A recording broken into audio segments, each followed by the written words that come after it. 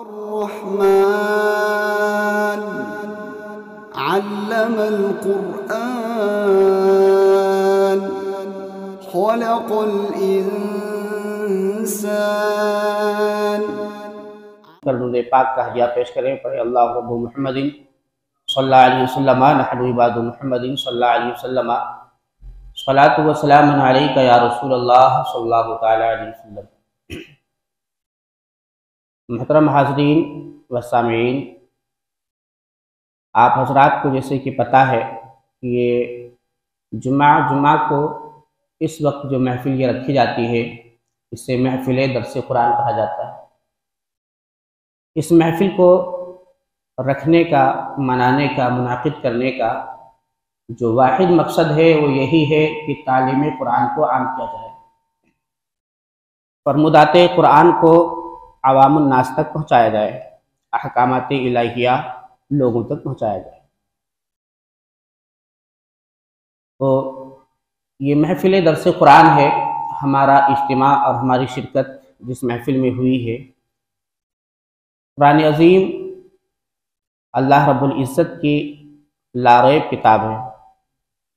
ویسے تو آسمان سے کئی کتابیں نازل ہوئی، جن کتابوں کے نزول کے بعد ان میں رد و بدل کر دیا گیا، لیکن قرآن عظیم ہی وہ واحد کتاب ہے جس میں کوئی تبدیلی نہیں آئی۔ لا تبدیل لکلمات اللہ، قرآن ہی وہ کلامات الہیہ ہے، وہ کلام الہی ہے جس کے کلموں میں، جس کے اندر ذرہ برابر کوئی تبدیلی نہیں ہے۔ حضرت ابن عمر رضی اللہ عنہ سے مروی ہے، حدیث پاک کے الفاظ ہیں، نبی کریم فرماتے ہیں لا حسد الا علی انسین، جس کو ملا کر پڑھیں گے تو لا حسد الا علی اثنین، یعنی دو شخص وہ ہیں جو قابل رشک ہیں، دو شخص ایسے ہیں جو قابل رشک ہیں، انہی میں ایک وہ ہے جو قرآن عظیم کی شب و روز تلاوت کرتا ہے، اور دوسرا وہ مالدار شخص ہے جو فی سبیل اللہ اپنے اموال خرچ کرتا ہے۔ ہم اس محفل پاک میں حاضر ہوئے جب سے قرآن کی محفل میں قرآن عظیم کی فضیلت کیا ہے، اس کی تلاوت سے کیا ثواب ملتا ہے، اس کی تلاوت کی کیا کیا خوبیاں ہیں، حدیث مبارکہ کی روشنی میں آپ سماعت کریں۔ عن ابی ذر رضی اللہ عنہ قال قال رسول اللہ صلی اللہ تعالی علیہ وسلم، حضرت ابو ذر رضی اللہ عنہ سے مروی ہے، قال قلت یا رسول اللہ اوصنی، انہوں نے کہا میں نے نبی کریم صلی اللہ تعالی علیہ وسلم سے عرض کیا یا رسول اللہ اوصنی، اے اللہ کے رسول صلی اللہ تعالی علیہ وسلم مجھے وصیت کیجیے، یعنی مجھے کچھ دین کی باتیں بتائیے۔ قال، نبی کریم نے فرمایا علیک بتقوی اللہ، علیک بتقوی اللہ، کہ تم اللہ سے ڈرو، خوف خدا لازم کر لو، تقوی لازم کر لو۔ کیوں؟ فإنہ رأس الامر کلہ، کیونکہ تقوی تمام خوبیوں کی جڑ ہے، تمام خوبیوں کی بنیاد ہے۔ حضرت ابو ذر فرماتے ہیں قلت یا رسول اللہ زدنی، میں نے عرض کی کہ اے اللہ کے رسول مزید آپ مجھے اور وصیت کیجئے۔ نبی کریم نے فرمایا علیک بتلاوت القرآن، اپنے اوپر قرآن کی تلاوت کو لازم کر لو۔ فإنہ نور لک فی الارض وذخر لک فی السماء، کیونکہ قرآن عظیم کی تلاوت یہ تمہارے لیے دنیا میں نور ہے اور آخرت میں تمہارے لیے ذخیرہ ہے۔ اللہ رب العزت کا لاکھ لاکھ فضل و احسان ہے کہ اس نے ہمیں ایسی محفل میں بیٹھنے کی توفیق دی جسے محفل درس قرآن کہا جاتا ہے۔ درس کا معنی ہی پڑھنا پڑھانا ہوتا ہے۔ تدریس، درس سب کے معنی پڑھنے پڑھانے میں آتے ہیں۔ ہمیں محفل درس قرآن میں یعنی ہم بیٹھ کر قرآن عظیم کی تلاوت کے فضائل سن رہے ہیں، اور قرآن عظیم کی تلاوت کرنا اور سننا دونوں ثواب ہیں۔ حضرت ابو ہریرہ رضی اللہ عنہ سے مروی ہے، آپ فرماتے ہیں ہم نے نبی کریم صلی اللہ تعالی علیہ وسلم کی بارگاہ مقدسہ میں عرض کیا، ابھی تک جو حدیثیں میں نے آپ کو سنائی وہ حدیثیں متفق علیہ ہیں۔ متفق علیہ بولتے ہیں جس پر امام بخاری اور امام مسلم نے اجماع کیا ہو، اسے متفق علیہ حدیث بولتے ہیں۔ ایک حدیث جو صرف حضرت امام مسلم رضی اللہ عنہ نے مسلم الصحیح میں روایت کیا، مسلم شریف کی حدیث ہے، حضرت ابو ہریرہ رضی اللہ عنہ سے مروی ہے ان رسول اللہ صلی اللہ تعالی علیہ وسلم قال، حضرت ابو ہریرہ نے فرمایا کہ نبی کریم صلی اللہ تعالی علیہ وسلم نے ارشاد فرمایا مجتمع قوم فی بیت من بیوت اللہ، کہ وہ لوگ جو اللہ کے گھروں میں سے کسی گھر میں اکٹھا ہو کر یتلون کتاب اللہ ویتدارسونہ بینہم، جو اللہ کی کتاب کی تلاوت کرتے ہیں اور کتاب الہی کی درس و تدریس کرتے ہیں، الا نزلت علیہم السکینہ، ان پر سکینہ نازل ہوتا ہے، وغشیتہم الرحمت، اور انہیں رحمت الہی ڈھانپ لیتی ہے۔ یعنی وہ افراد جو محفل درس قرآن میں آتے ہیں، قرآن عظیم کی تلاوت کی محفل میں اکٹھا ہوتے ہیں، ان کے اس اجتماع کو، ان کا اس اکٹھا ہونا کتنا بابرکت ہے، کتنی خوبیوں کا حامل ہے، اس کے تعلق سے نبی کریم فرماتے ہیں کہ وہ افراد جو ایک جگہ بیٹھ کر قرآن عظیم کی تلاوت کرتے ہیں، قرآن عظیم کی درس و تدریس دیتے ہیں، پڑھاتے ہیں، تو ان پر سکینہ نازل ہوتا ہے، اطمینان و چین و قرار نازل ہوتا ہے، غشیتہم الرحمہ، انہیں رحمت الہی اپنے پروں میں ڈھانپ لیتی ہے، وحفتہم الملائکہ، اور اللہ کے رحمت کے فرشتے انہیں اپنے پروں میں ڈھانپ لیا جاتا ہے، وذکرہم اللہ فی من عندہ، اتنے پر بس نہیں بلکہ وذکرہم اللہ، بلکہ اللہ ان کا ذکر فی من عندہ، ملائکہ کے درمیان کرتا ہے۔ جو لوگ دنیا میں بیٹھ کر ایک اجتماع کی شکل میں تلاوت کلام الہی کرتے ہیں یا تلاوت قرآن عظیم کی درس و تدریس دیتے ہیں، ہم تو دنیا میں جس طرح بھی اچھے برے لوگ ہیں، وہ تو ہمارا نام اعمال ہم جانے ہم کتنے گنہگار ہیں، دوسرے سے تو پوشیدہ ہی ہیں، لیکن ہم اپنے حساب سے یہاں پر بیٹھ کر قرآن عظیم کی ذکر کر رہے ہیں، قرآن عظیم کی تلاوت کا ذکر کر رہے ہیں، ایسے محفل میں اکٹھا ہو رہے ہیں صرف تلاوت کلام الہی کے لیے، احکامات الہیہ کو سننے کے لیے۔ جب ہم اس کا ذکر یہاں دنیا میں بیٹھ کر کرتے ہیں تو اللہ رب العزت ہمارا ذکر و فرشتوں کے درمیان کرتا ہے۔ جیسا کہ ایک آیت مقدسہ کی مثال دوں آپ کو، فَاذْكُرُونِي أَذْكُرْكُمْ وَاشْكُرُوا لِي وَلَا تَكْفُرُونِ، فَاذْكُرُونِي أَذْكُرْكُمْ، تم میرا ذکر کرو میں تمہارا ذکر کروں گا، یعنی تم مجھے یاد کرو میں تمہیں یاد کروں گا۔ تو اللہ رب العزت کا لاکھ لاکھ احسان عظیم ہے کہ اس نے ہمیں محفل درس قرآن میں حاضر ہونے کی اور شریک ہونے کی توفیق عطا کی۔ میں نے قرآن عظیم کی جس مقدس آیتہ کی تلاوت کی وہ سورہ بقرہ کی آیت نمبر 190 ہے۔ پہلے اس آیت کی تشریح سے میں آپ کو کچھ بتاؤں کہ قرآن عظیم کی جتنی بھی آیتیں ہیں ان آیتوں میں یہ آیت جس پر سب سے زیادہ غیروں کی طرف سے انگشت نمائی کی جاتی ہے انٹرنیٹ کی دنیا میں، یہی آیت ہے۔ یہ ایسی آیت ہے کہ انٹرنیٹ کی دنیا میں جب آپ دیکھیں گے یوٹیوب وغیرہ پہ تو اس آیت کے تعلق سے بہت سارے ویڈیوز آپ دیکھیں گے، اس آیت کی بہت زیادہ انگشت نمائی کی جاتی ہے۔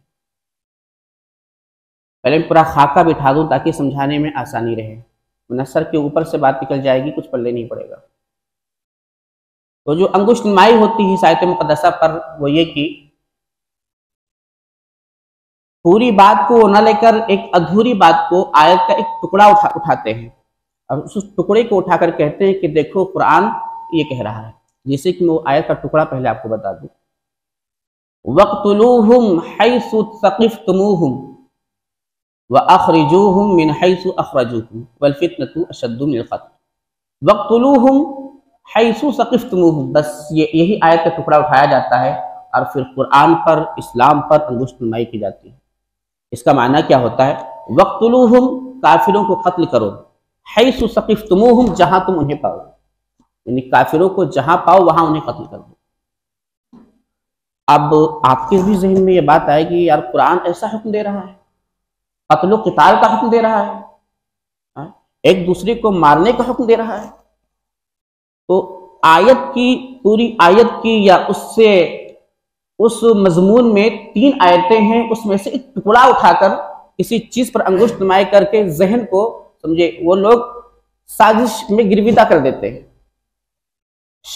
دماغ میں شک بٹھا دیتے ہیں کہ قرآن تو ایسے احکام فرماتا ہے، کلام الہی میں، رب کے کلام میں جو مسلمان کہتے ہیں یہ لا ریب ہے، سب سے عالم، سب سے افضل کلام ہے، اس کے اندر تو ایسے ایسے احکامات ہیں۔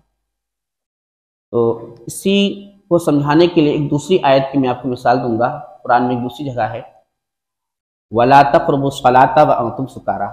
یہ آپ کے مطلب سمجھنے کے لیے، اس پوری آیت کو سمجھانے کے لیے میں آپ کو ایگزامپل دے رہا ہوں۔ وَلَا تَقْرَبُوا الصَّلَاةَ وَأَنْتُمْ سُكَارَىٰ، تم نماز کے قریب نہ جاؤ جب تم نشے میں ہو۔ میں آپ کو بتاؤں کہ جو آیت ہے یہ کافی پہلے کی ہے، وَلَا تَقْرَبُوا الصَّلَاةَ وَأَنْتُمْ سُكَارَىٰ، ٹھیک ہے۔ اب اس کی تشریح میں جاؤں گا تو پھر بات بہت لمبی ہو جائے گی، بس مختصراً میں اس کو آپ کو یہ عرض کر دینا چاہتا ہوں، یہ اس وقت کی آیت ہے جب شراب نوشی حرام نہیں ہوئی تھی، اس لیے کہ شراب جو ہے وہ عرب کی گھٹیوں میں داخل ہو چکی تھی، کھانے میں، پینے میں، ہر چیز میں انہیں شراب چاہیے، تو یہ آیت اس وقت کی ہے۔ اب آپ کے ذہن میں یہ آئے گا کہ مطلب وَلَا تَقْرَبُوا الصَّلَاةَ وَأَنْتُمْ سُكَارَىٰ، تم نشے کی حالت میں نماز کے قریب نہ جاؤ، یعنی اس وقت بھی شراب پیا جاتا تھا، اسلام شراب سے منع نہیں کر رہا ہے۔ نہیں میرے پیارے، ہر چیز کو روکنے کا ایک طریقہ ہوتا ہے، دھیمے دھیمے، آہستہ آہستہ اس چیز کو ختم کیا جاتا ہے۔ ڈائریکٹ کسی چیز کو کوئی کسی سے چھڑا نہیں سکتا۔ آج بھی اگر کوئی انسان گٹکھا، تمباکو وغیرہ، پان وغیرہ چھوڑنے کی کوشش کرتا ہے، ڈائریکٹ نہیں چھوڑتا، دھیمے دھیمے۔ تو ان کی گھٹی میں شراب داخل ہو چکی تھی، اس لیے دھیمے دھیمے مجھے پہلے کیا تھا کہ شراب پیتے تھے، پھر اس کے بعد قُلْ یَا أَیُّھَا الْکَافِرُونَ یہ صورت سمجھے کچھ لوگوں نے تلاوت کی نماز میں، تو جہاں لا لا کا طرز کرا تھا، نہیں تو لا لا ہٹا کے سمجھے ہاں وہاں کر دیا، معنی تبدیل ہو گیا۔ پھر یہ حکم دے دیا گیا وَلَا تَقْرَبُوا الصَّلَاةَ وَأَنْتُمْ سُكَارَىٰ کہ جب تم نشے کی حالت میں رہو تو شراب نہ پیو، سمجھے۔ دھیمے دھیمے انہیں شراب سے چھڑایا جا رہا ہے، جب نماز کے قریب آؤ، نماز پڑھنے کا ارادہ کرو تو شراب نہ پیو، یعنی اتنی دیر شراب سے بچو۔ پھر آگے چل کر انما الخمر والمیسر، پھر شراب اور جوئے کا حکم دوسری جگہ فرما دیا، یہ سب حرام ہے، یعنی دھیمے دھیمے ان چیزوں کو حرام قرار دیا گیا، ٹھیک ہے۔ تو اب ایسے کوئی انسان اس آیت سے پوری آیت نہ پڑھ کر ایک ٹکڑا لے لے وَلَا تَقْرَبُوا الصَّلَاةَ، نماز کے قریب نہ جاؤ، قرآن کہہ رہا ہے نماز نہ پڑھو، یہ کیا بات ہے؟ تو ادھوری بات۔ ایسے ہی اسلام پر اور قرآن پر سب سے زیادہ انگشت نمائی کرنے کے لیے لوگوں کی طرف سے یہ آیت اٹھائی گئی ہے وَاقْتُلُوهُمْ حَيْثُ ثَقِفْتُمُوهُمْ، کافروں کو جہاں پاؤ قتل کر دو۔ آئیے اس کی 3 آیتیں جو قتل سے تعلق رکھتی ہیں، قتال سے تعلق رکھتی ہیں، اس کے بارے میں آپ کو بتاؤں۔ وَقَاتِلُوا فِي سَبِيلِ اللَّهِ وَقَاتِلُوا فِي سَبِيلِ اللَّهِ الَّذِينَ يُقَاتِلُونَكُمْ وَلَا تَعْتَدُوا، اور قتل کرو اللہ کی راہ میں، اور قتل کرو اللہ کی راہ میں۔ تھوڑا دماغ کو اپنے حاضر رکھنا اور توجہ کے ساتھ سننا، ورنہ باتیں الٹی ہو جائیں گی۔ اور اللہ کی راہ میں جہاد کرو، کس سے کرو؟ اللہ نے حکم دیا کہ اللہ کی راہ میں جہاد کرو، لیکن کس سے کرو؟ الذین یقاتلونکم، ان سے جو تم سے لڑائی کریں، ان سے جو تم سے لڑائی کریں، ان سے لڑائی کرو، یہ نہیں کہ جو تم سے لڑائی نہیں کر رہے ہیں تم سے لڑائی کرو۔ اور توجہ دیجئے گا، الذین وقاتلوا فی سبیل اللہ، قتال کرو اللہ کی راہ میں، الذین یقاتلونکم، ان سے لڑو جو تم سے لڑتے ہیں، ولا تعتدوا، اور حد سے نہ بڑھو۔ حد سے نہ بڑھو اس کا مطلب کیا؟ جب آپ اس آیت کی تفسیر اٹھائیں گے، مفسرین کرام نے اس آیت کی تفسیر میں جو لکھا ہے، انہی تفاسیر میں سے، انہی اقوال میں سے ایک قول یہ ہے کہ اپنی طرف سے پہل نہ کرو۔ اچھا، یہ پوری آیتیں سمجھنے کے لیے آخر یہ حکم رب نے دیا کیوں؟ یہ سمجھ لیں یہ حکم دیا کیوں، تاکہ بات سمجھ میں اور آسان ہو جائے۔ یہ حکم رب نے قتال کا دیا کیوں کہ قتل کرو، لڑائی کرو، اللہ کی راہ میں جہاد کرو، آخر ایسا حکم دیا کیوں رب نے؟ حکم دینے کی وجہ کیا ہوئی؟ تو سنیں، جب نبی کریم صلی اللہ تعالیٰ علیہ وسلم کو اور اصحاب رسول کو مکہ المکرمہ سے نکال دیا گیا، ان پر ظلم و تشدد کے پہاڑ توڑے گئے اور انہیں ان کے گھروں سے نکال دیا گیا، جب وہ اپنے گھروں سے بے گھر کر دیے گئے اور ہجرت کرنے پر انہیں مجبور کر دیا گیا، مکہ چھوڑ کر مدینہ چلے گئے۔ مکہ چھوڑ کر وہ مدینہ چلے گئے، ان پر ظلم و تشدد کے پہاڑ توڑے گئے، تو اس ظلم کا جواب دینے کے لیے اللہ نے فرمایا وقاتلوا فی سبیل اللہ، اللہ کی راہ میں جہاد کرو، لڑو، الذین یقاتلونکم، ان سے جو تم سے لڑتے ہیں۔ یہ اس وقت کی آیتیں ہیں۔ اب اس کا آپ اٹھا کر اپنے اوپر یہ حکم نافذ کر لیں کہ چلو اللہ نے قتال کا حکم دیا ہے، ہم قتل کرتے ہیں، نہیں، یہ میرے پیارے یہ غلط مفہوم ہو جائے گا۔ ہر آیت کا ایک شان نزول ہوتا ہے، ہر آیت کا ایک شان نزول ہوتا ہے کہ یہ آیت کیوں نازل کی گئی۔ تو اس کی جو نزول کی وجہ ہے وہ یہی ہے کہ جب نبی پر اور اصحاب نبی پر ظلم و تشدد کے پہاڑ توڑے گئے، اس کا جواب دینے کے لیے، ظلم کا جواب دینے کے لیے پھر انہیں کہا گیا کہ اب تم بھی لڑو، لیکن کس سے؟ الذین یقاتلونکم، ان سے جو تم سے لڑتے ہیں، ولا تعتدوا، اور حد سے نہ بڑھو، یعنی جو تم سے نہیں لڑتے ان سے نہ لڑو، جو تم سے نہیں لڑتے ہیں ان سے نہ لڑو۔ اور دوسرا قول جو مفسرین کرام فرماتے ہیں کہ وہ بچے، بوڑھے، عورتیں جو جنگ میں شریک نہیں ہوئے، جنہوں نے تم پر ظلم و تشدد نہیں برتا، جی، اور نہ ہی یہ ان لوگوں نے مدد کی جو ظالم ہیں، یعنی ظالموں کی مدد بھی انہوں نے نہیں کی، جی، نہ تم بچوں پر ہاتھ اٹھا سکتے ہو، نہ عورتوں پر، نہ بوڑھوں پر۔ یہ اسلامی تعلیم ہے۔ اب اس سے جو مقصد لوگ نکالتے ہیں وہ یہ ہے کہ قرآن قتال کا حکم دیتا ہے، قرآن قتال کا حکم نہیں دے رہا ہے۔ میرے پیارے سمجھیے اس آیت کو، ان پر جب ظلم کیا گیا تو اس ظلم کو دفاع کرنے کے لیے دفاعی حملے کا انہیں حکم دیا گیا، یعنی ظلم برداشت نہ کرو، اب ظلم کا جواب دو تم، جی۔ تو قرآن کی یہ آیتیں ظلم نافذ کرنے کے لیے نہیں، ظلم پھیلانے کے لیے نہیں، بلکہ ظلم کو ختم کرنے کے لیے ہوتی۔ جو لوگ اس سے غلط مفہوم نکالتے ہیں وہ اللہ انہیں ہدایت دے۔ آگے سنیں، وَلَا تَعْتَدُوا، حد سے نہ بڑھو، یعنی خود جنگ کی پہل نہ کرو، یا جنگ میں بچے، بوڑھے، عورتوں کو قتل نہ کرو۔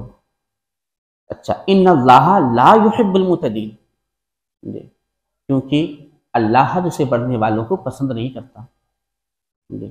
تو یہ حد سے بڑھنا ہو گیا، جو تم سے لڑائی نہ کرے تم پکڑ کر اسے مارنے لگ جاؤ، تو یہ کیا ہوا؟ حد سے بڑھنا ہو گیا۔ جن لوگوں نے تم پر تشدد نہیں برتا، ان عورتوں، بچوں، بوڑھوں کو تم نشانہ بناؤ، تو یہ کیا ہو گیا؟ حد سے بڑھنا ہو گیا۔ تو حد سے نہ بڑھو، کیوں؟ اس لیے کہ تم گرچہ مسلمان ہو، تمہارے دل میں اسلام کی روشنی جگمگا رہی ہے، لیکن جو حد سے بڑھتا ہے، ان اللہ لا يحب المعتدین، اللہ حد سے بڑھنے والوں کو پسند نہیں کرتا۔ اور آگے، وَاقْتُلُوهُمْ حَيْثُ ثَقِفْتُمُوهُمْ وَأَخْرِجُوهُمْ مِنْ حَيْثُ أَخْرَجُوكُمْ وَالْفِتْنَةُ أَشَدُّ مِنَ الْقَتْلِ، اور کافروں کو جہاں پاؤ انہیں قتل کر دو، وَأَخْرِجُوهُمْ، اور انہیں نکال دو، مِنْ حَيْثُ أَخْرَجُوكُمْ، جیسے انہوں نے تمہیں نکال دیا، اس لیے کہ انہوں نے مکہ المکرمہ سے مسلمانوں کو، نبی کو نکال دیا تھا، تو اب انہیں تم بھی جہاں پاؤ قتل کرو، اور انہیں بھی ان کے دیار سے، ان کے گھروں سے نکال دو۔ اچھا، وَاقْتُلُوهُمْ حَيْثُ ثَقِفْتُمُوهُمْ، اس کی ہلکی تشریح میں آپ کے سامنے کروں، انہیں جہاں پاؤ قتل کر دو، جہاں سے مراد کیا؟ انہیں جہاں پاؤ وہاں قتل کر دو۔ تو میرے پیارے آگے کی آیت سنیں، پھر میں اس کی تشریح کرتا ہوں۔ وَالْفِتْنَةُ أَشَدُّ مِنَ الْقَتْلِ، اور فتنہ یہ قتل سے زیادہ شدید ہے۔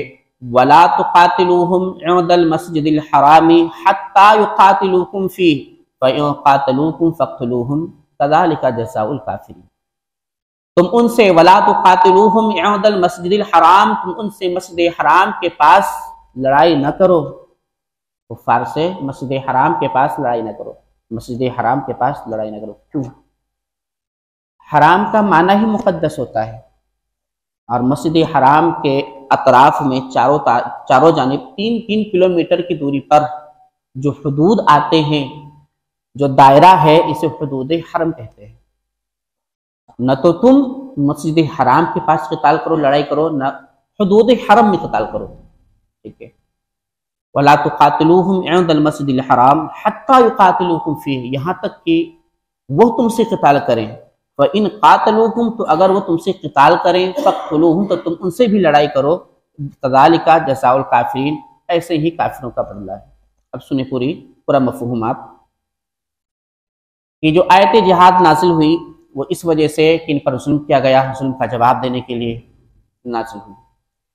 اب جب ان کو ان کے گھروں سے بے گھر کر دیا گیا تھا، اب جب ان کا غلبہ ہوا جیسے آج آپ اگزامپل لے لیجیے، اپنا ہی لے لیجیے، ابھی ہمیں کوئی ہمارے گھروں سے نکال دے ظلم، جب ہمارا غلبہ ہوگا تو ہم اس کو نکالنے کی کوشش کریں گے، بھائی گھر ہمارا ہے، ظلمن ہم سے چھین لیا، آپ نے چھین لیا، پاور تھا، طاقت تھی آپ کے پاس، آپ نے ایسا کر لیا، لیکن جب ہمارا دور آئے گا، ہمارا وقت آئے گا تو پھر اپنی چیز تو ہم واپس لیں گے۔ تو وَاقْتُلُوهُمْ حَيْثُ ثَقِفْتُمُوهُمْ وَأَخْرِجُوهُمْ مِنْ حَيْثُ أَخْرَجُوكُمْ، جہاں پاؤ ان کو قتل کرو اور انہیں وہاں سے نکال دو جہاں سے انہیں تمہیں نکالا۔ تو جہاں پاؤ وہاں قتل کرو، اس کی تشریح سنیں آپ۔ جیسے کہ میں نے آپ کو بتایا وَلَا تُقَاتِلُوهُمْ عِنْدَ الْمَسْجِدِ الْحَرَامِ، مسجد حرام کے پاس قتال نہ کرو، کیونکہ وہ عظمت مقدس جگہ ہے اور اس کے ارد گرد 3 کلومیٹر کی دوری میں چاروں جانب جو اطراف آتے ہیں وہ حدود حرم ہے، اور حدود حرم میں قتال کرنا حرام ہے۔ حدود حرم میں اس کی عظمت کی بنا پر، اس کی حرمت کی بنا پر، اس کی کرامت کی بنا پر قتال کرنا حرام ہے۔ تو یہ حدود حرم ہو گیا۔ اور ایک ہے جیسے جو مہینے ہوتے ہیں، سال میں 12 مہینے ہوتے ہیں، انہی سال کے 12 مہینوں میں 4 مہینے ایسے ہیں کہ انہیں بھی حرمت والے مہینے کہے جاتے ہیں۔ جیسے وہ مقام حرم ہوا، ایسے ہی ان 12 مہینوں میں 4 مہینے بھی ایسے ہیں جنہیں حرمت والے مہینے کہے جاتے ہیں۔ وہ حرمت والے مہینے کیا ہیں؟ ذی قعدہ، ذی الحجہ، محرم، رجب۔ تو ان مقدس مہینوں میں بھی قتال کرنا حرام تھا، یعنی ان مقدس مہینوں میں بھی قتال کرنا حرام تھا، اور حدود حرم میں بھی قتال کرنا حرام تھا۔ نہ تو ان مقدس مہینوں میں تم لڑائی کرو، نہ ہی حدود حرم میں لڑائی کرو۔ تو آخر یہ حدود حرم سے ممانعت کی وجہ کہ حدود حرم میں قتال نہ کرو اور نہ ہی ان حرمت والے 4 مہینوں میں قتال کرو، یہ حکم رب نے کیوں نافذ کیا؟ اس کا جواب یہ ہے کہ مفسرین نے تفاسیر میں، کتب تفاسیر میں تحریر فرمایا کہ نبی کریم صلی اللہ تعالیٰ علیہ وسلم سن 6 ہجری میں ذی قعدہ کے مہینے میں مدینہ منورہ سے مکہ المکرمہ عمرہ کرنے کے لیے آئے، تو کفار نے آنے سے روک دیا، اس لیے کہ اس وقت مکہ ان کے قبضے میں تھا، ان کی طاقت تھی، ان کا پاور تھا، تو انہوں نے عمرہ کرنے سے روک دیا، منع کر دیا کہ آپ عمرہ نہیں کر سکتے۔ اسی کے پاس میں ایک جنگل ہے، سمجھے ایک مقام ہے، اسے مقام حدیبیہ کہتے ہیں۔ نبی کریم نے وہاں پر 1 ماہ قیام فرمایا، پھر کوششوں کے باوجود یہ معاملہ طے پایا کہ آپ اگلے سال آئیں، اس سال تو ہم آپ کو عمرہ کرنے نہیں دیں گے، لیکن آپ اگلے سال آئیں تو پھر آپ کو ہم 3 دن کی اجازت دیں گے صرف، اور 3 دن میں آپ عمرہ کر لیں، اس کے بعد چلے جائیں۔ تو صلح حدیبیہ ہو گیا، یہ بات طے ہو گئی کہ ٹھیک ہے اس سال آپ نہیں کر سکتے، اگلے سال آئے، اور اگلے سال جو وقت دیا 3 دن کا وقت دیا۔ تو جو سن 6 ہجری میں نبی کریم تشریف لے کر گئے تھے تو ماہ ذی قعدہ میں، ذی قعدہ کے مہینے میں تشریف لے کر گئے تھے۔ میں نے آپ کو بتایا کہ حرمت والے مہینے 4 ہیں، انہی میں ایک ماہ ذی قعدہ ہے، ذی قعدہ کا مہینہ ہے۔ پھر سن 6 ہجری کے بعد 7 ہجری آیا تو 7 ہجری میں بھی نبی کریم ذی قعدہ کے مہینے میں تشریف لے کر گئے عمرہ کرنے کے لیے۔ تو جب ذی قعدہ کے مہینے میں عمرہ کرنے کے لیے گئے صحابہ کی جماعت لے کر، تو صحابہ نے سوچا کہ ان سے تو ہمارا معاہدہ ہوا ہے کہ ہمیں عمرہ کرنے دیں گے اس سال، لیکن کہیں یہ اپنے وعدہ سے مکر نہ جائیں، وعدہ خلافی نہ کر بیٹھیں، کہیں جنگ نہ چھیڑ دیں۔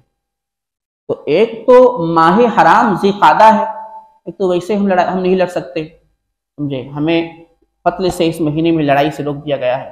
ایک تو ماہ ذی قعدہ ہے، دوسرا تو حدود حرم ہے، ایک حرمت ماہ ذی قعدہ، دوسری حرمت حدود حرم۔ نہ تو ہم حدود حرم میں قتال کر سکتے، نہ اس ماہ میں قتال کر سکتے۔ اگر انہوں نے وعدہ خلافی کی اور جنگ انہوں نے شروع کر دی تو پھر ہم کیا کریں گے؟ ہمیں تو ممانعات منع کیا گیا ہے ان حرمت والے مہینوں میں، سمجھے، انہیں میں ذی قعدہ ہے، ذی قعدہ میں نہ لڑ سکتے، نہ حدود حرم میں لڑ سکتے۔ کیوں؟ وَلَا تُقَاتِلُوهُمْ، نہ لڑو عند مسجد الحرام، مسجد حرام کے پاس، سمجھے، مسجد حرام کے پاس حدود حرم میں لڑنے سے منع کر دیا گیا، اس مہینے میں بھی لڑنے سے منع۔ اب کیا کریں گے اگر انہوں نے جنگ کی ابتدا کر دی؟ تو آیت مقدسہ آگے نازل ہوئی، حَتَّى يُقَاتِلُوكُمْ فِيهِ، تم تو جنگ کی ابتدا نہ کرو، لیکن اگر جنگ کی ابتدا یہ کر دیں تو پھر تم بھی، چاہے وہ حدود حرم ہو یا حدود حرم سے باہر ہو، پھر تم اسے قتال کرو، دفاعی حملہ کرو۔ یہ ہے وَاقْتُلُوهُمْ حَيْثُ ثَقِفْتُمُوهُمْ، انہیں جہاں پاؤ قتل کر دو۔ حدود حرم یا حدود حرم سے ہٹ کر، حدود حرم یا حدود حرم سے ہٹ کر جہاں پاؤ انہیں قتل کر دو۔ کیوں؟ کب قتل کر دو؟ کب قتل کرو؟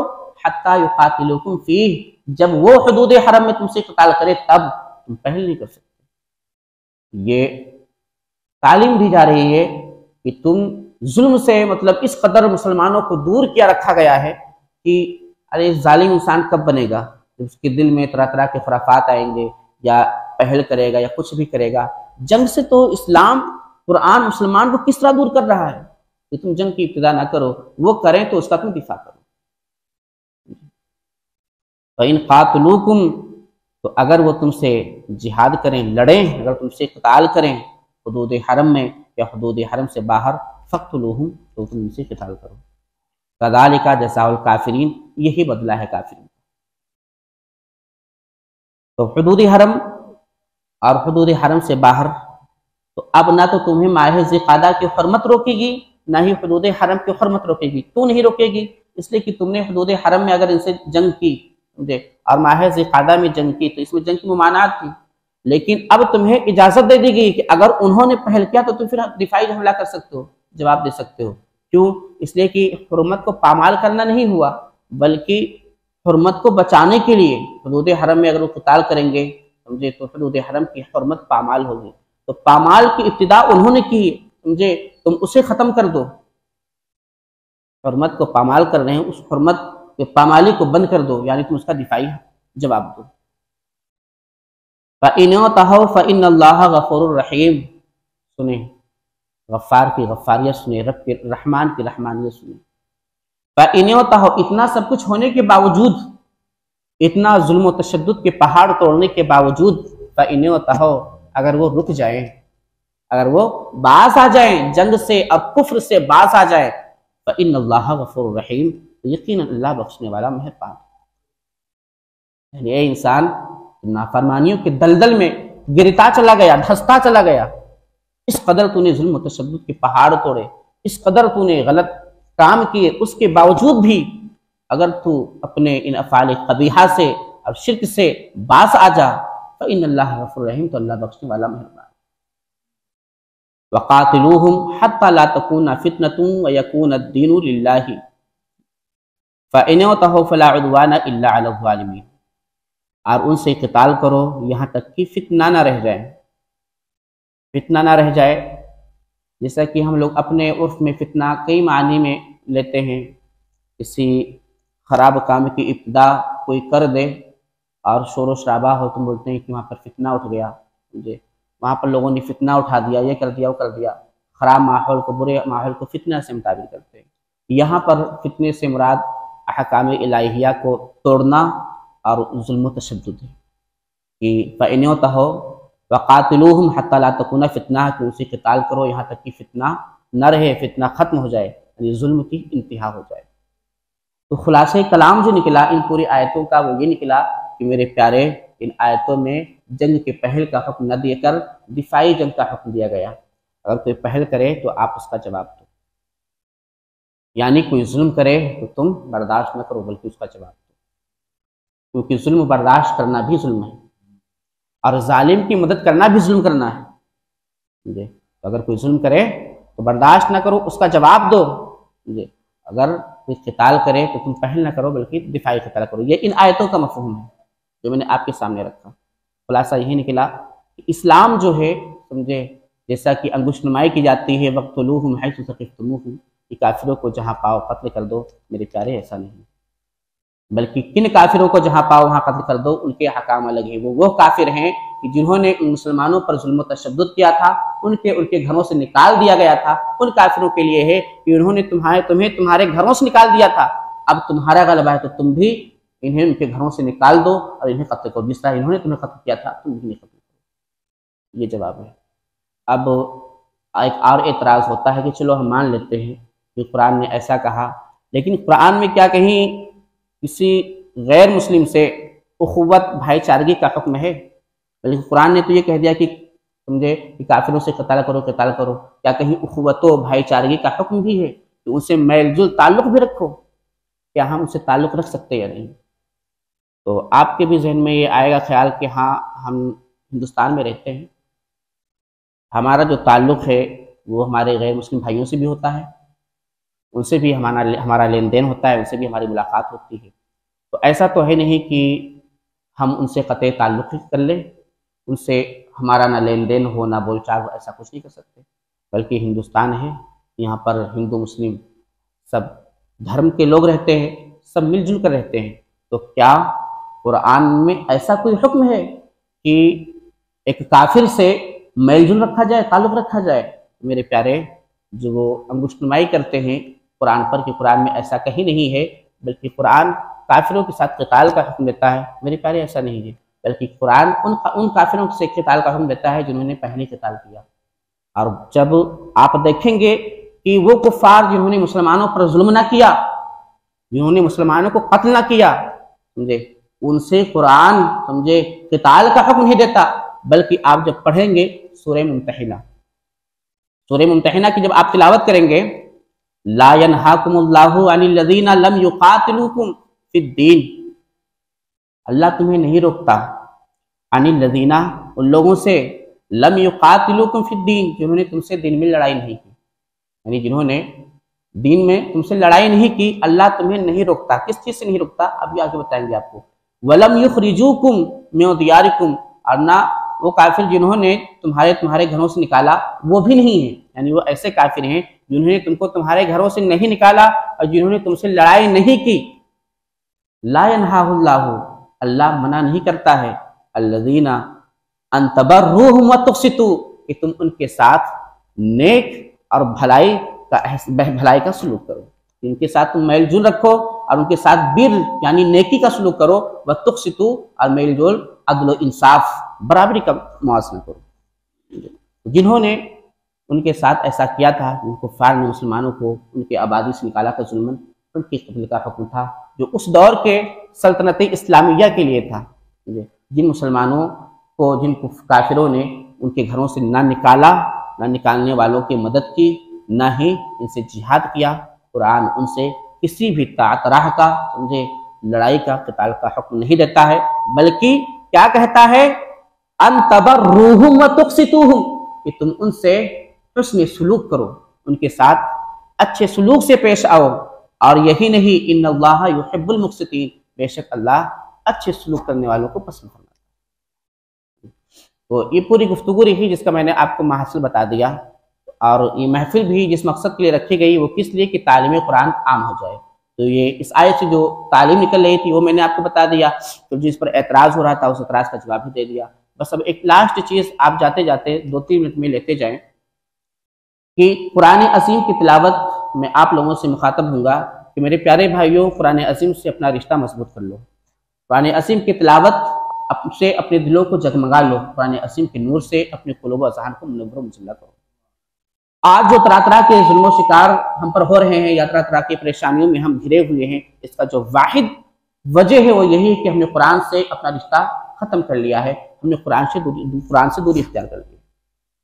جب آپ قرآن عظیم کی تلاوت کریں گے، قرآن عظیم پڑھیں گے، تو قرآن عظیم کیا ہے؟ قرآن عظیم تو فرماتا ہے مجھے پڑھو گے، مجھے یاد کرو گے تو حافظ بن جاؤ گے، مجھے سنوار کر پڑھو گے تو قاری بن جاؤ گے، مجھے پڑھانے بیٹھو گے تو استاد بن جاؤ گے، میرا ترجمہ کرو گے تو عالم بن جاؤ گے، میری تشریح کرو گے تو مفسر بن جاؤ گے، اور میری تقریر کرو گے تو مبلغ بن جاؤ گے۔ تو قرآن کو پڑھیں، سمجھیں، اپنے بچوں کو پڑھائیں، سمجھائیں۔ جب آپ خود عمل کریں گے تو پھر آپ کے اولاد عمل کرے گی۔ ٹھیک ہے، میں ایک حدیث آپ کے تعلق قرآن عظیم کے سے تعلق کی دوری پر میں آپ کو ابھارنے کے لیے، برانگیختہ کرنے کے لیے، آپ کے دلوں کو جھنجھوڑنے کے لیے سناتا ہوں۔ عن ابن عباس رضی اللہ عنہ قال قال رسول اللہ صلی اللہ تعالی علیہ وسلم ان الذی لیس فی جوفہ شیء من القرآن کالبیت الخرب، جس شخص کے دل میں قرآن کا کوئی حصہ محفوظ نہیں وہ ویران گھر کی طرح ہے، وہ ویران گھر کی طرح ہے۔ عن عمر بن الخطاب رضی اللہ عنہ قال قال رسول اللہ صلی اللہ علیہ وسلم ان اللہ یرفع بهذا الکتاب اقواما ویضع به آخرین، اس حدیث کا مطلب یہ ہے کہ جو قرآن مجید، وہ لوگ جو قرآن مجید کے علمبردار بن کر کھڑے ہوں گے اور اس کی تعلیمات پر عمل پیرا ہوں گے، اللہ تعالیٰ ان لوگوں کو ترقی دے گا۔ ان اللہ یرفع بہذا الکتاب، اللہ اس کتاب سے اقواما کچھ لوگوں کو بلندی دے گا، ویدعو بہ آخرین، اور کچھ لوگوں کو اس سے ذلیل و رسوا کرے گا۔ تو جو قرآن عظیم کے احکامات پر عمل پیرا ہوں گے، اس کے احکامات پر اپنی زندگی گزاریں گے سمجھے، تو اللہ انہیں ترقی عطا فرمائے گا، انہیں سرخرو فرمائے گا۔ اور جو قرآن عظیم سے اپنا رشتہ توڑ لیں گے، قرآن عظیم کے فرمودات پر عمل پیرا نہیں ہوں گے سمجھے، تو پھر ذلت و رسوائی ان کے دامن میں ہوں گے۔ وہ کتنے حضرات ہیں جنہوں نے صرف قرآن عظیم کی تلاوت سماعت کر کے اسلام قبول کر لیا۔ انہی حضرات میں ایک ہیں حضرت طفیل دوسی رضی اللہ تعالیٰ عنہ۔ یہ ایک چوٹی کے شاعر تھے، بہت بڑے شاعر تھے۔ عرب میں جو چوٹی کے شاعروں میں ایک امتیازی مقام حاصل تھی۔ جب یہ مکہ المکرمہ آئے تو کفار نے ان سے کہا کہ محمد عربی کی باتیں نہ سننا، ان کے کلام میں جادو ہے، ان کا کلام نہ سننا، ان کے کلام میں جادو ہے۔ تو انہوں نے قرآن کی تلاوت نہ سننے کے لیے حضرت طفیل جو اس وقت اسلام نہ لائے تھے، اپنے کانوں میں انہوں نے روئی ٹھوس لیا، یہ قرآن کی تلاوت کی آواز میرے کانوں تک نہ پہنچی۔ اتفاقاً ایک دن نبی کریم صلی اللہ تعالیٰ علیہ وسلم مسجد حرم میں نماز پڑھ رہے تھے، طفیل دوسی کا گزر ہوا۔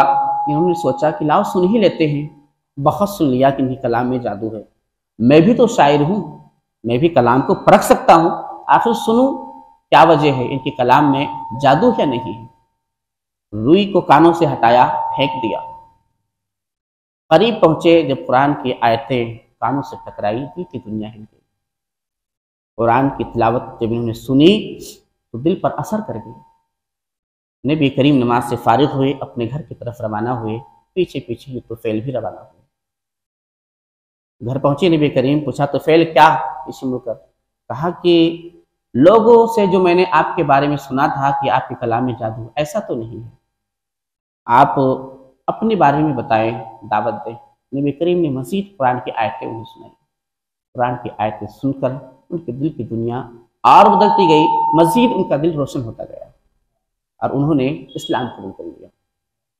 بہت سارے افراد ایسے ہیں جنہوں نے صرف قرآن کی تلاوت سن کر اسلام قبول کر لیا، اور آج ہم ہیں کہ اللہ اکبر سننا، قرآن اٹھا کر پڑھنے کی توفیق نہیں ہوتی، بلکہ قرآن تو اس دور میں یہ فریاد کر رہا ہے کہ طاقوں میں سجایا جاتا ہوں، آنکھوں سے لگایا جاتا ہوں، تعویذ بنایا جاتا ہوں، دھو دھو کے پلایا جاتا ہوں۔ جس طرح سے طوطا مینا کو کچھ بول سکھائے جاتے ہیں، اس طرح پڑھایا جاتا ہوں، اس طرح سکھایا جاتا ہوں۔ جس طرح سے طوطا مینا ایک تھپڑ ہے، ایک تماچا ہے لوگوں کے لیے، مسلمانوں کے لیے، جن کے لیے قرآن نازل ہوا، جن کا یہ قرآن ہے، قرآن ہمارا ہے، ہم عمل نہیں کریں گے تو کون کرے گا؟ ہم اس کے فرمودات کو نہیں مانیں گے تو کون مانے گا؟ جس طرح سے طوطا مینا کو کچھ بول سکھائے جاتے ہیں، اس طرح پڑھایا جاتا ہوں، اس طرح سکھایا جاتا ہوں۔ اور یہی پر بس نہیں، بلکہ شاید آگے اور منظر کشی کرتا ہے کہ جب قرآن عظیم سے اس قدر ہمارا رشتہ کمزور ہو گیا ہے، اس قدر ہم نے اس کی تلاوت سے اپنے دلوں کو دور کر لیا ہے کہ جب قول و قسم لینے کی ضرورت پڑتی ہے، جو قول و قسم لینے کے لیے تکرار کی نوبت آتی ہے، قول و قسم، بھائی تو جھوٹ بول رہا ہے، نہیں میں صحیح بول رہا، چل قرآن اٹھا، قسم کھا۔ پڑھنے کی توفیق نہیں ہو رہی ہے قسم کھانے کی۔ لوگ اب قرآن بچا ہی، لوگوں نے اسی لیے بچا دیا کہ سے قسم کھایا جائے۔ جب قول و قسم لینے کے لیے تکرار کی نوبت آتی ہے، تب ہاتھ لگایا جاتا ہوں، تب میں اٹھایا جاتا ہوں۔ میرے پیارے، آپ اس محفل میں آئے ہیں، اس محفل سے بس ایک میری گزارش لے کر جائیں کہ قرآن کی تلاوت سے اپنے دلوں کو منور و مجلہ کریں، قرآن سے اپنے رشتے کو مضبوط کریں، اپنے دل کا رشتہ قرآن سے جوڑیں، اگر نہیں جڑا ہے تو جوڑیں، اگر جڑ گیا ہے تو مضبوط کر لیں، مزید مضبوط کر لیں۔ اپنے بیٹوں کو قرآن عظیم کی تلاوت کراؤ، انہیں سکھاؤ، تاکہ آپ کے کو جب آپ اس دنیا سے جائیں تو آپ کی قبر پر کھڑے ہو کر وہ قرآن کی تلاوت کر سکیں، تاکہ اس کی برکت سے تمہاری مغفرت ہو۔ اگر آپ چاہتے ہو کہ آپ کی گناہوں کی بخشش ہو، آپ کی مغفرت ہو، سمجھے، تو حدیث مبارکہ کے الفاظ کی روشنی میں یہ فرماتی میں آپ کے حوالے بات کر رہا ہوں کہ جانے والا چلا جاتا ہے، دنیا سے اس کا رشتہ ختم ہو جاتا ہے، لیکن کچھ اعمال ایسے ہوتے ہیں کہ جس سے اس کا کانٹیکٹ رہتا ہے، اس کا تعلق مضبوط رہتا ہے، جڑا رہتا ہے۔ وہ ہے کیا؟ وہ الولد الصالح، وہ نیک لڑکا ہے جو اپنے والدین کے لیے ان کی بخشش کی دعا کرتا ہے، ان کے لیے صدقہ کرتا ہے۔ تو آپ خود قرآن سے اپنا رشتہ مضبوط کریں اور اس کے احکامات پر آپ عمل کریں، اپنے بچوں کو اس کی روشنی میں لائیں، خود اپنے قلوب و اذہان کو، دلوں کو منور مجلہ کریں، ان کی بھی زندگی کو سنواریں۔ دوران واعظ مجھ سے کوئی بھی شرعی غلطی ہوئی ہو، میں اس سے بارگاہ عزت تعالیٰ میں تائب ہوں۔ استغفر اللہ ربی و کلی ذنبی و اتوب الیہ وما علینا الا البلاغ۔ السلام علیکم و رحمۃ اللہ تعالیٰ وبرکاتہ۔